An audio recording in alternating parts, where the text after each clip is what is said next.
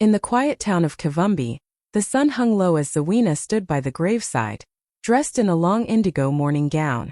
People from all over the town had gathered, friends, neighbors and relatives, to say goodbye to her husband Jabari. Some cried, some prayed, some whispered kind words about the man they believed was gone too soon. But as the soil hit the wooden coffin, Zawina felt something strange in her chest. Not just grief, something deeper. Something missing. It was as if a part of the story hadn't been told. As the pastor spoke of final rest and eternal peace, Zawina's mind drifted. Jabari's death had come so suddenly, with so many unanswered questions. No accident, no illness, just a call saying he was gone, and a body no one was allowed to see up close. The coffin had arrived sealed. Now, standing there among the mourners, Zawina tried to cry, but her tears wouldn't come. All she felt was confusion, a strange emptiness that gnawed at her heart. The man she had loved, the father of her children, was gone, but something didn't feel right. And deep inside, Zawina knew this was not the end of Jabari's story.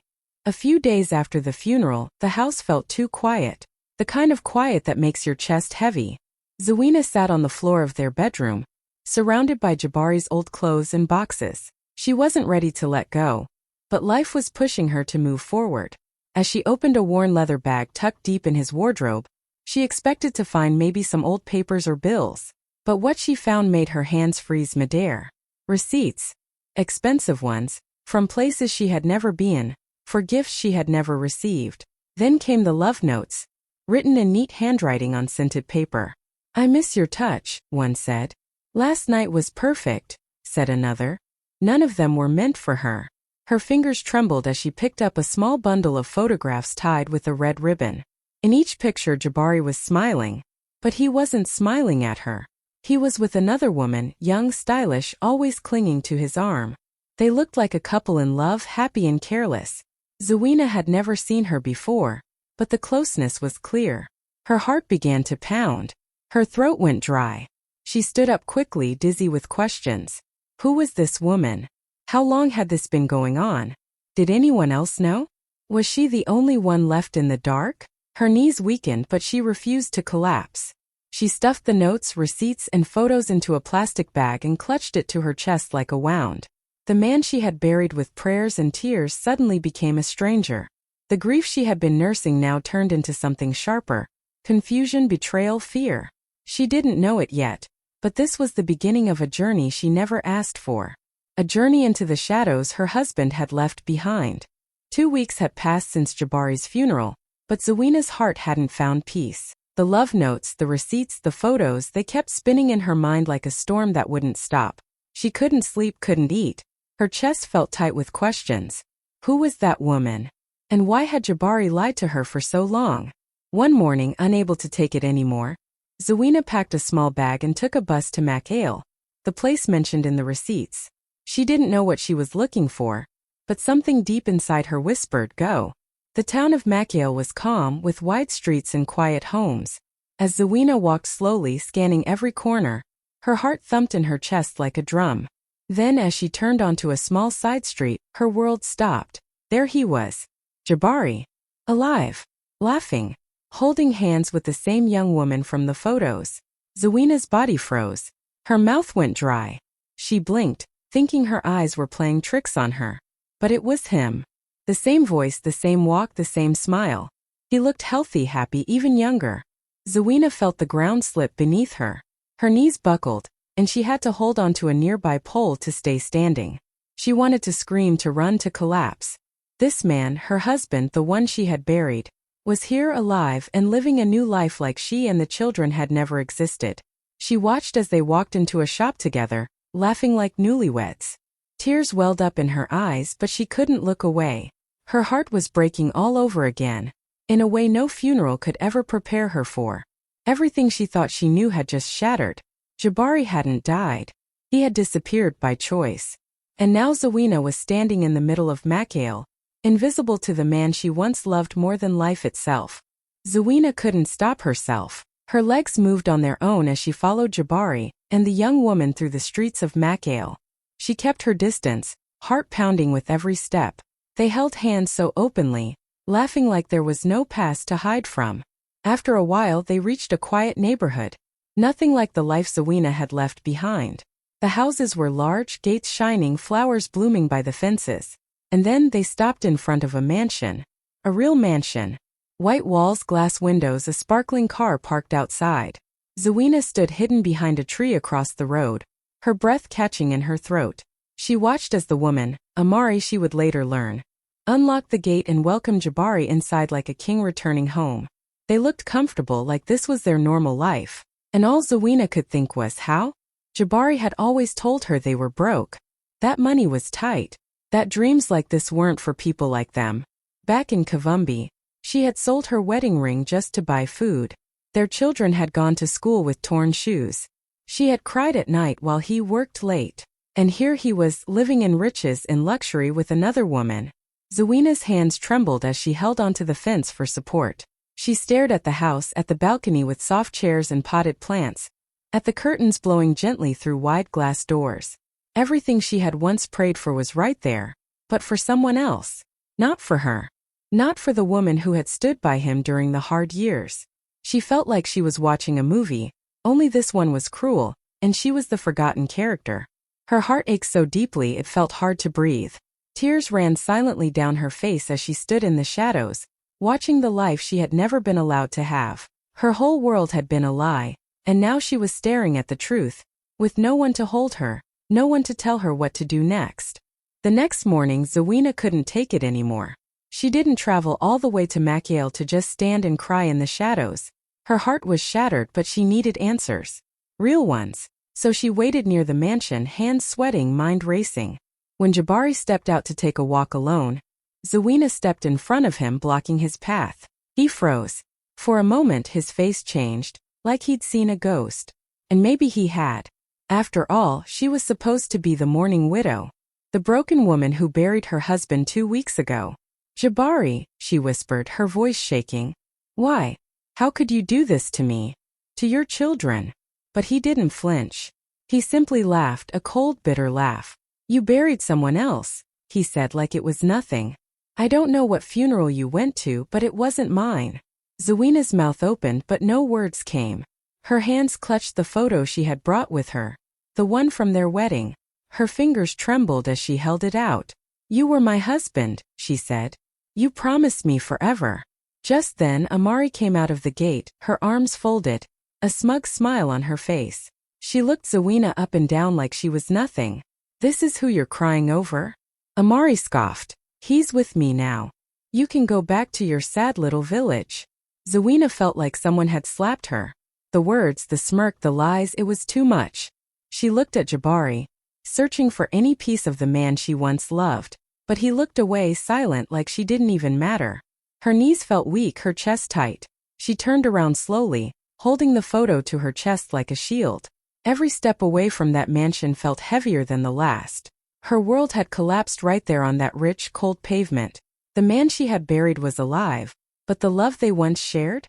That was truly dead. And no one could bring it back. Zawina returned to Kavumbi like a ghost. The woman who had left searching for answers was not the same woman who came back. She didn't speak much. She didn't cry in front of anyone. She simply told the children that everything would be okay, even though nothing was. Deep down she knew the truth. The man they had buried wasn't dead. Their father was alive, just not with them. And yet, she couldn't bring herself to tell her children. How could she explain that their father had faked his death and walked away from their lives like they meant nothing? The house felt colder now, emptier. Bills piled up on the small wooden table, and food became harder to afford. Zawina took off her wedding ring, the one she had worn with pride and love for so many years, and walked to the local market. She sold it quietly, blinking away tears as she handed it over. It was more than just gold. It was a symbol of promises broken, of love betrayed. But her children needed to eat. That mattered more than memories. At night, when the children were asleep, Zawina lay on her thin mattress, her face buried in her pillow. She cried softly, the way only a mother cries, quiet and deep. Her tears soaked into the fabric, but her pain stayed heavy inside her chest. She asked herself questions that had no answers. Was it all a lie? Every word, every smile, every I love you? She thought about the years she had spent standing by Jabari through struggles and hardship. All the time she had believed in him, defended him, loved him. Now all that was left was silence, and shadows, and pain. But still, every morning she got up and cooked breakfast. She packed her children's school bags with whatever little she had. She smiled at them, kissed their foreheads and pretended to be strong. Because that's what mothers do, even when their own hearts are in pieces. It didn't take long for the whispers to start. At first, it was just two women near the well, speaking in low voices when Zawina passed by. Then it was the man who sold tomatoes at the market, giving her a strange look as she handed over her coins. Soon it felt like the whole town of Kivumbi was buzzing with rumors that Jabari might not be dead after all. No one said it to her face, but she could feel it in their stares, hear it in their murmurs. She buried the wrong man, someone whispered. Maybe she knew, said another. Maybe she was part of it. Others were softer, kinder. Poor Zawina, they'd say. What kind of man would do that to his wife?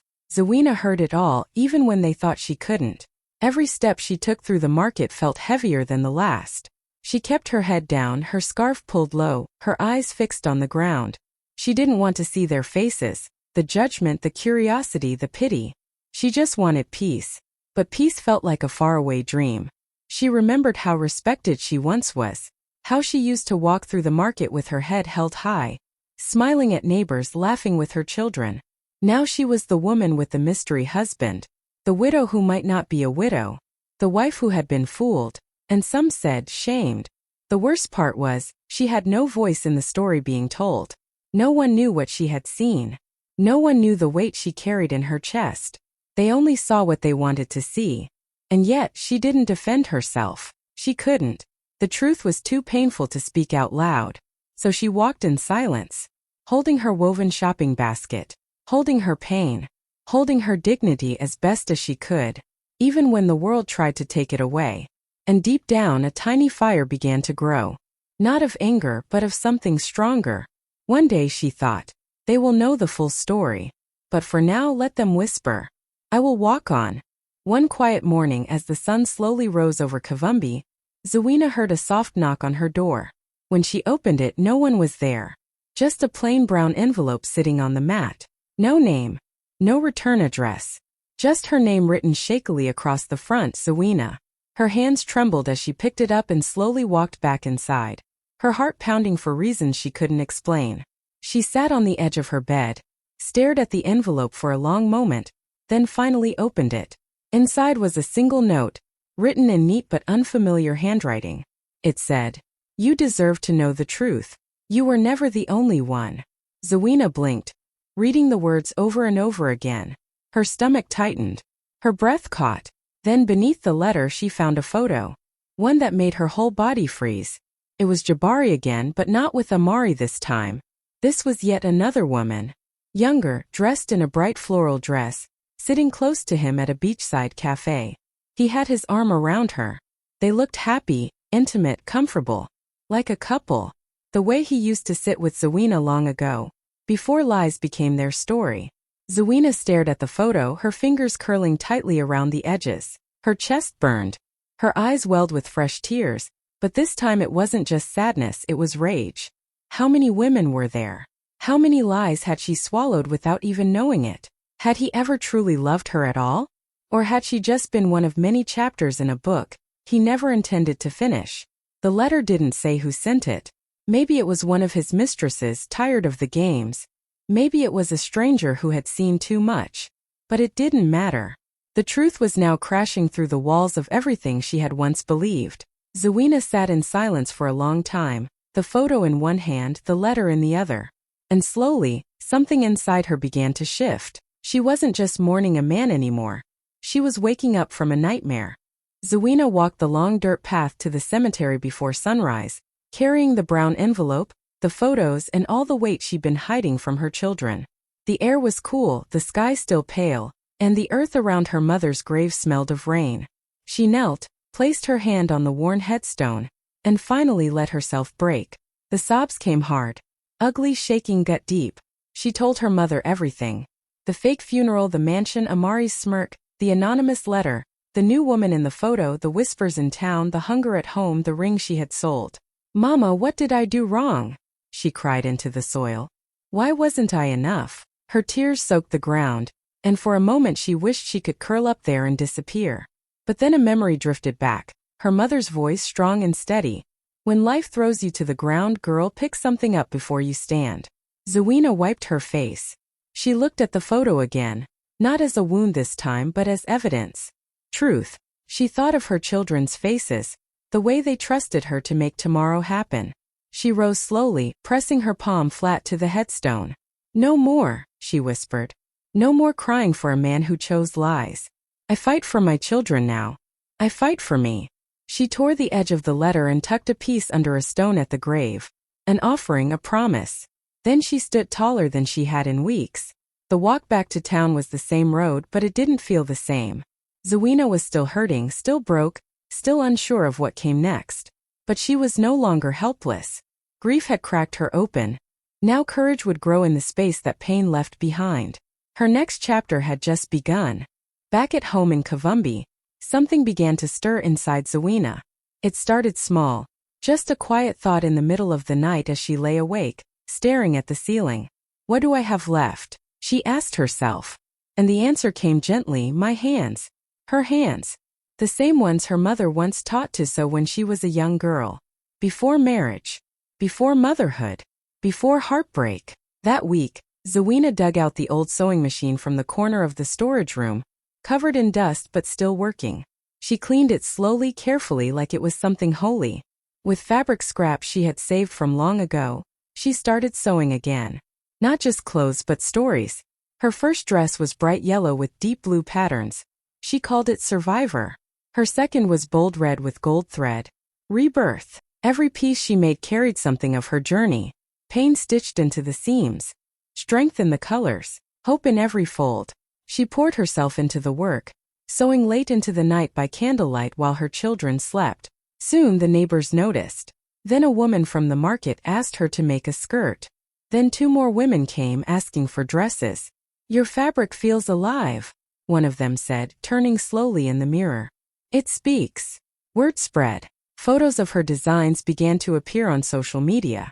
People from other towns sent messages, asking where they could order her clothes. Zawina didn't even have a brand name yet, but she had something more powerful.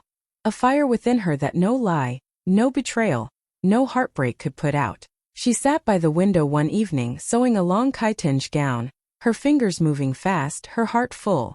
For the first time in a long time she smiled, not because life was perfect, but because she had finally found something that was hers. Something no one could take, not even Jabari. Her stitches were no longer just fabric and thread. They were healing. They were power. They were her voice. And people were listening. One afternoon, while delivering a dress to a customer, Zawina was invited to a small women's gathering at the community center. She almost said no. Her heart was still learning how to trust people again. But something told her to go. So she did. The room was simple, filled with plastic chairs, cups of tea, and women of all ages. Some smiled warmly, others looked tired, just like she had once looked. It wasn't a fancy event.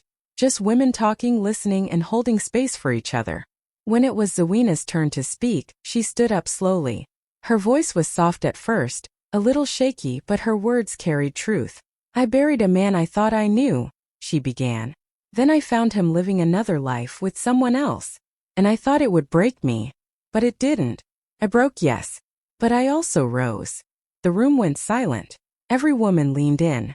Zawina told them everything. Not just the betrayal, but the hunger, the whispers, the pain of pretending to be strong for her children. She talked about the sewing, about finding her voice again through fabric. When she finished, there were no dry eyes. One woman reached out and said, "You just told my story." Another added, "I thought I was alone." That day, something powerful happened. The group didn't just see a designer. They saw a woman who had walked through fire and come out with her head high. A leader. A sister. A light. Zawina kept coming back to those meetings, and every time she did, more women opened up. About cheating husbands, broken dreams, struggles with money, and pain that had no name. They started bringing fabrics too, asking her to help them sew not just clothes but courage. Together they created more than dresses. They created healing. And Zawina, once the silent, grieving widow of Kavumbi, became something new. The woman behind the fabric. Not just stitching dresses anymore, but stitching broken hearts back together, one thread at a time. Far away in Makale, while Zawina was quietly rebuilding her life, the perfect little world Jabari had created for himself began to crack.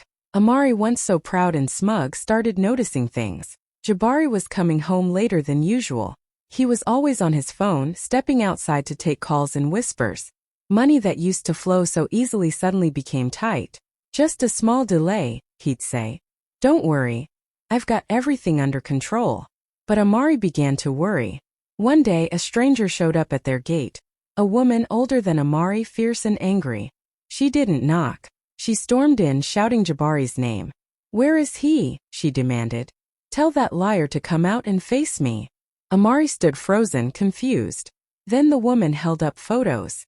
There was Jabari again with her, in hotels, at dinners, even holding her child. He told me I was the only one, the woman said through clenched teeth. He promised me everything. But it was all a scam. That confrontation was just the beginning. More women came forward. Stories started spreading. How Jabari had taken money from them, made promises, then disappeared. The truth hit Amari like a storm. She wasn't special. She was one of many. The house they lived in wasn't bought with honest savings. It was stolen dreams wrapped in lies. Banks started knocking on the door. Bills piled up. The car was taken. Then the house. The once beautiful mansion emptied room by room, until Amari was left sitting on cold tiles with nothing but a suitcase and shame. Jabari? Gone. Just like he had disappeared from Zawina's life, he vanished again. No goodbye, no apology, no explanation. Amari sat in silence, remembering the day she had laughed at Zawina, mocking her tears. Now she understood that pain. The betrayal. The deep, gut-wrenching heartbreak. The difference was, Zawina had risen. Amari was just beginning to fall. Zawina never expected her sewing to become something big. It had started as a way to survive, then a way to heal. But little by little, something amazing began to happen. People started sharing photos of her dresses online, bright, bold, beautiful African designs, each with a name and a story behind it. Survivor. Rebirth. Unbroken. Freedom. Each outfit spoke to women in ways words couldn't. Orders began pouring in. Not just from Kavumbi, but from towns and cities far beyond. Strangers sent messages saying, "Your dress made me feel seen," or "Wearing your design gave me courage." With the help of her women's group, Zawina registered her brand and gave it a name that carried her journey. Nguvu ya Mwanamke, the strength of a woman. It wasn't just a label. It was a movement. Women wore her dresses not just for fashion, but for what they stood for: dignity, survival, and the quiet power of rising after being broken. She hired other women, some single mothers, some widows, some recovering from heartbreak like hers. Together they turned pain into power, fabric into fire. Her small sewing room became a workshop filled with laughter, music, and stories. Every stitch was made with purpose, every color chosen with care. Soon, she was invited to showcase her work at local events and women's festivals. Her name was spoken with respect. Newspapers wrote about her. Radio stations wanted interviews. But Zawina stayed humble, always remembering the quiet nights she cried into her pillow, the days she couldn't afford bread. Now she stood tall, not because life had been easy, but because she had chosen to keep going. Across the country, women wore Nguvu ya Mwanamke dresses like armor. They walked into meetings, weddings, courts, and markets in her bold designs, their heads held high. Zawina had given them more than fashion. She had given them something to believe in. And in doing so, she reclaimed something for herself. Her voice, her worth, her power. All from a needle, a thread. The air in Kavumbi buzzed with excitement as the town prepared for its annual Women's Festival, a day to celebrate strength, culture, and womanhood. But this year it was different. People whispered one name again and again: Zawina. Her dresses had traveled across the country. Her story had inspired thousands. And now the town that once pitied her was ready to honor her. When Zawina stepped onto the festival stage, the crowd went silent, then erupted into applause. She wore her latest design, a deep red gown that flowed like fire, embroidered with gold flames from the hem to the shoulders. The dress was bold, fierce, unforgettable. just like the woman wearing it. It wasn't just fabric. It was her story stitched into every thread. Her eyes sparkled not with pride but with peace. She had walked through pain, betrayal, hunger, and shame, and she had come out glowing. The mayor took the mic and called her forward. Today we honor a woman who turned her tears into strength, her silence into a voice, and her pain into power. We crown her the mother of resilience. A golden crown made of woven beads and chitinge fabric was placed on Zawina's head as the crowd cheered. Children clapped, women wiped their eyes, and even the elders nodded with respect. Zawina stepped up to the microphone, holding her crown gently with one hand and her heart with the other. She paused, looking out at the sea of faces. Then she said, "I didn't choose my pain, but I chose what to do with it. I buried my husband, yes. But more than that, I buried his lies. Not my worth." The crowd went quiet again, then roared with applause, clapping, cheering, chanting her name. "Zawina! Zawina!" She smiled softly, tears in her eyes, not of sadness but of victory. In that moment, she knew she had become more than the woman who was betrayed. She had become a voice, a light, a symbol of what it means to rise. And that red dress, glowing under the sun, became a flame that lit the hearts of every woman watching. Late one night, long after the children had gone to sleep and the sewing machine had been turned off, Zawina sat by the window with her old journal. The same one she used to write in back when life was simpler, before the lies, before the heartbreak. She opened to a blank page and picked up her pen. Her hands were steady now, her heart calm. She took a deep breath and began to write. "He faked his death to live well with another, but in losing him I found me. He left me broken. I rose whole." She stared at the words, reading them over and over. They weren't bitter. They were true. She didn't need revenge. She had rebuilt herself with dignity, piece by piece. That journal entry was her final goodbye to the man who had betrayed her, and her final hello to the woman she had become. A few days later, one of the young women from her sewing group saw the note and shared it online with Zawina's permission. Within hours it began to spread. Women from all corners of Africa reposted it with their own stories, their own tears, their own strength. "I rose whole." Those 3 words became a rallying cry, a symbol of healing, of standing back up when life tries to crush you. And Zawina, sitting quietly in her sewing room in Kivumbi, had no idea her story had lit a fire across a continent, one woman at a time.